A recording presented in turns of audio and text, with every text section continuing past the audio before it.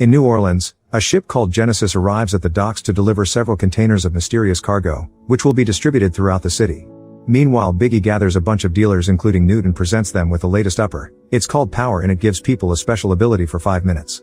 Biggie gives the uppers to the dealers for free and even lets them sell it at any price they want. Sometime later, Robin sneaks out of her home to sell some power on the streets. 3 teenage boys notice she's a small girl, so they try to overpower her to steal the uppers. A fight ensues as Robin tries to defend herself, but in the middle of the struggle they're interrupted by police officer Frank, who makes them stop by showing his gun. A boy puts the upper in his mouth, intending to gain the power to fight him, so Frank explains that power has hurt people or even made them explode. As the boy hesitates, Frank takes the power and arrests Robin, causing the guys to run away. Once they're alone, Frank lets go of Robin and reveals he's her friend. He buys power from her and even gives her an old motorbike as a birthday present. The next day, Art goes to an apartment in the slums to look for Newt, who points a gun at him from behind the door and refuses to open it when Art asks where power comes from. Using a trick to open the lock anyway, Art makes his way inside and discovers Newt has become incredibly disfigured because of his addiction. He's also keeping a huge stash of power in his apartment with an alligator as a guard. Next, Art threatens Newt with a weapon, and when Newt tries to grab his, Art shoots it away.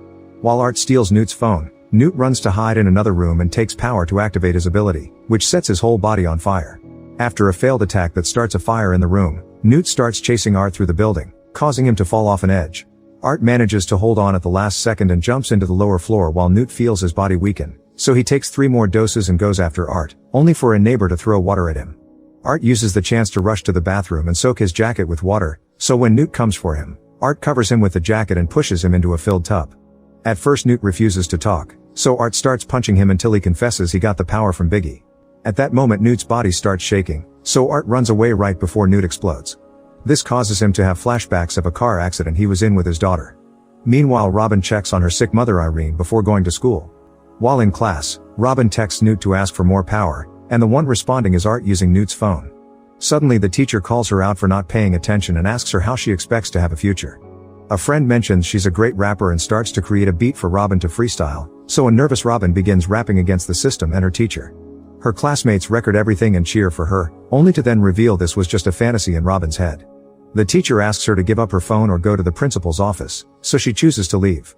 Later the cops surround a bank where a criminal has taken hostages with a mysterious power.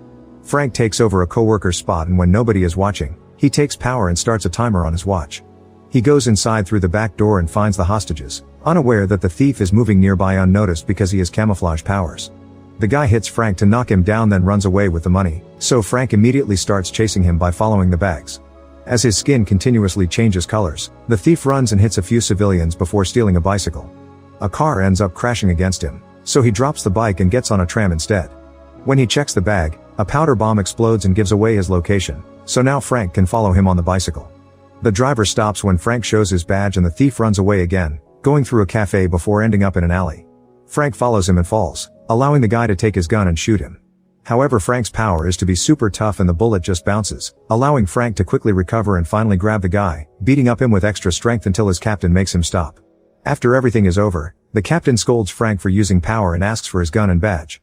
Frank points out that criminals have an advantage over them if they have superpowers, so this is the only way to fight fairly. There are also higher-ups often coming to cover up the situation, so Frank can guess the captain knows more than he says and offers to work off the record. The captain decides to give Frank a picture of Art and tells him he's believed to be the source of power, so they need to catch him to end their problems. In the evening, Art waits in the restaurant where Robin usually meets Newt. When Robin arrives, he watches her from afar but doesn't approach her. Robin doesn't see Newt and decides to leave, only to find her bike tire has been slashed. Suddenly Art grabs her and throws her in the trunk of his truck to then take her to a secluded area, threatening to go after Irene if she doesn't talk. Robin agrees to cooperate and is let out, telling him she got the power from Newt but doesn't know anything else. Then Art shows her a picture of a woman and a bald man, but she doesn't recognize either of them. While they talk, Robin sends Frank a text asking for help, so Art immediately takes her phone away. Next, Art makes her call a number he found on Newt's phone and she pretends to be a dealer in trouble, so she's told to go to a specific supermarket and ask for alligator wine. The duo makes it to the market and while Robin asks for the wine, Art gets distracted by a random customer and loses track of Robin. The girl is taken to see a man in the back called Quayo and instead of asking him about the source like Art told her, she tells Quayo all about the scary dude waiting outside. Quayo takes some power and goes to confront Art, who threatens Quayo with scissors. His henchmen immediately come to help him, but Art turns out to be an excellent fighter and goes hand to hand against everyone without breaking a sweat. At the same time the office Robin is in starts moving and it's revealed the room is inside a huge truck, which is trying to leave. She tries to get out, but the door has been locked. Art continues to knock out or shoot down the guys, and sometimes the bullets hit the truck, so Robin has to hide to avoid being hit. Once all the henchmen are down, Art tries checking on Robin, allowing Quayo to shoot him by surprise. The bullet hits Art but he keeps on moving, shooting Quayo to death too. Then Art finally opens the door to rescue Robin, however the pain causes him to start hallucinating and think Robin is his lost daughter Tracy. Thankfully Robin's voice snaps him out of it and he notices another door, which he shoots open to discover a secret computer room with monitors that track all of Power's users.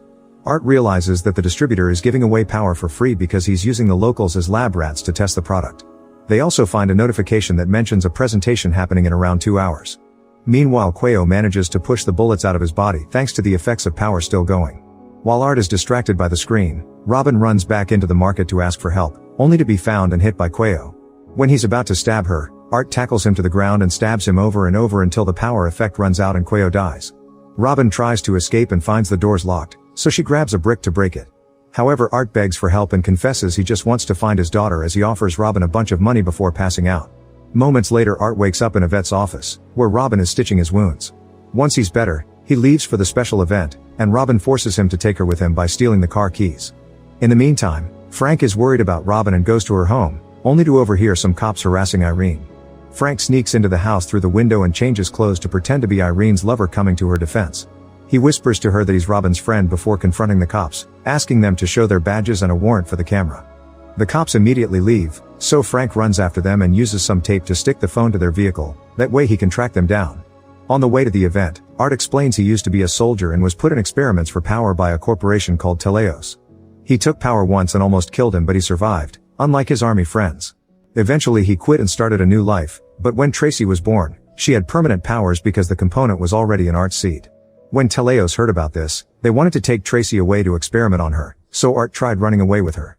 Unfortunately they were followed and the henchmen forced their car to crash. Art got stuck and couldn't move, so he had to watch how Tracy was kidnapped. As he shares the story, the memory mixes with reality and he starts driving like crazy, but fortunately Robin snaps him out of it before they crash. Eventually they make it to the presentation location and Art makes Robin wait outside.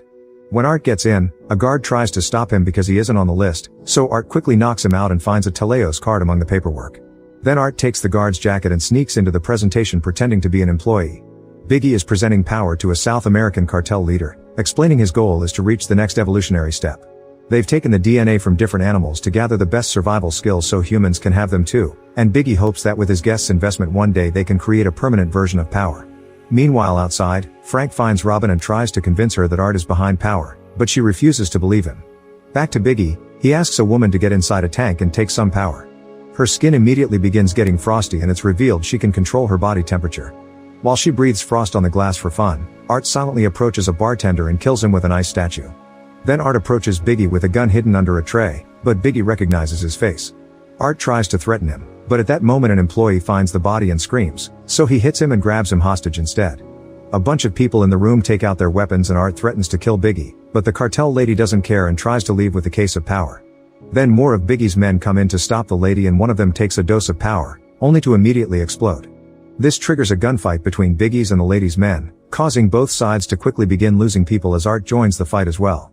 2 bodyguards manage to cover the cartel lady to help her escape while Biggie tries to run to safety, dropping his tablet in the process.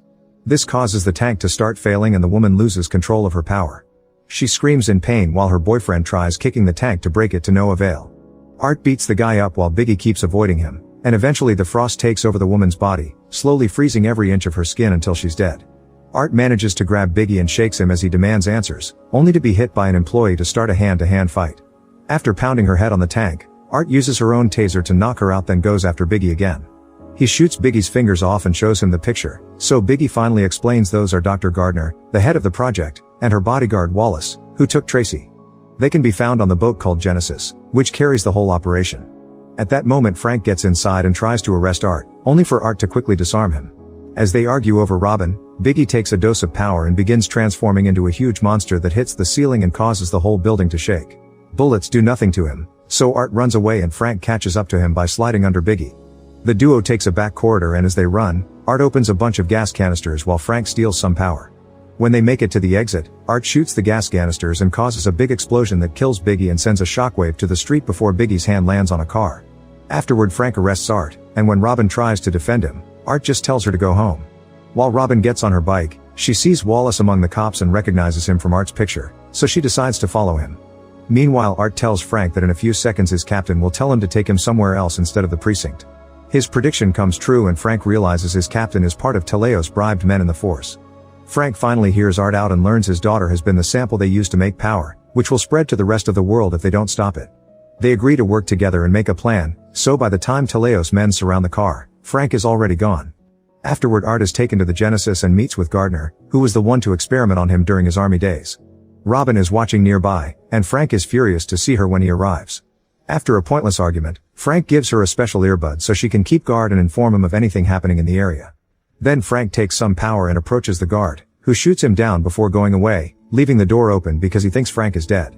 Frank quickly recovers thanks to his power but loses the bud that connects him to Robin as he sneaks inside, knocking out the guard by surprising him from behind. Worried about the lost connection, Robin decides to sneak in too and hides inside a van, which is loaded onto the ship. Next, Robin searches around the control room and finds Frank cuffing a bunch of unconscious workers. On the monitors, the guys escorting Art ask for the door to be opened, so Robin presses a button as a cover. They realize there's a map of the ship and full access to all the doors there, so Frank takes a gun and the earbud, asking Robin to guide him while he goes to save Art. After he leaves, Robin closes the very heavy door for safety. At that moment the alarms go off and Wallace takes power so he can punch the doors down by force. While looking at the different monitors, Robin finds Tracy and gets distracted, so another powered guard finds Frank, quickly disarming him. A hand-to-hand fight begins, but Frank can't cause any damage because the dude is made of rubber. In the struggle, Frank loses the earbud again and Robin has to talk to him through the speakers, so Wallace finds her location and begins punching her door. Frank gets stuck in a tight rubbery hold, but he manages to punch the guy and release himself before dragging the man to a nearby door. Robin immediately closes it and the guy's arm gets trapped, meaning it'll break when the effective power stops. At that moment Wallace finally brings down the thick door, only to discover Robin has broken the computer with an axe and escaped through the emergency hatch. As the ship takes off, Frank takes more power before retrieving his gun and continuing his search. Meanwhile, Art reveals he's had a power dose in his mouth all along and convinces the guard to let him go to avoid the consequences of his powers. At that moment both Wallace and Frank find him, so Wallace punches Frank before turning to Art. Frank passes his gun to Art, who shoots Wallace twice, easily killing him. Back to Robin, she searches the lab area and hears a guard coming, so she hides and waits for the right moment to knock him out from behind. Then she takes his keycard and finally gets access to the lab rooms, where she finds Tracy and notices the scars on her body from the experiments. At first Tracy is wary, but she immediately becomes happy when she hears her dad is there.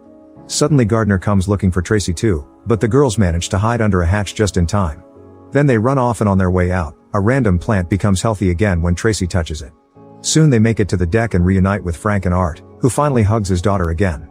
The group tries to find their way out among all the containers only to suddenly be blocked by a guard with the power to make his bones grow out as weapons. A fight ensues and the guy cuts Art's weapon in half with his bones, so Art picks up a metal rod to defend himself. Frank tries to take the girls to the lifeboat and uses his body as a shield against the incoming bullets, but Robin sees Art in danger and goes back to help him. She frees a hook to knock out the guard, then Art kills him by stabbing him with his own bones. Afterward Art rushes to the lifeboat to reunite with the others, but Robin is caught by the guards and Gardner asks for Tracy in exchange for Robin's life. Art comes out and takes power, gaining the ability of a pistol shrimp.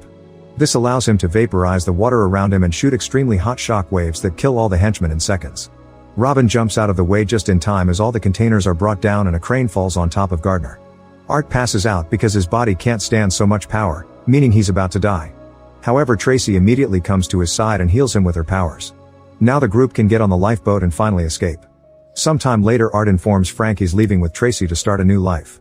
Frank plans to bring the story to a journalist so he can reveal all the corruption in the force and Robin goes back to her mom, promising to take care of her with the money Art has given her as thanks.